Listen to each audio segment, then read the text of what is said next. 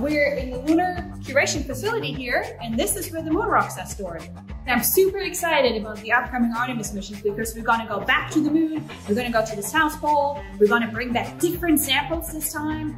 Studying moon rocks is really important because we can learn about the moon, we can learn about Earth, we can learn about their history, their birth together 4.5 billion years ago. And we can also learn about the solar system and the planets within.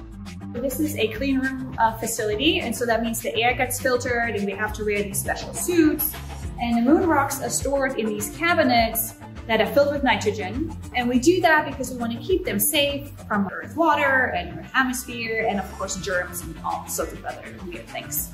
And studying Apollo samples, the moon rocks we have here, will help us to understand what we can find there and what kind of tools we need, so we can collect more samples and bring them back to study for the next generation of lunar scientists.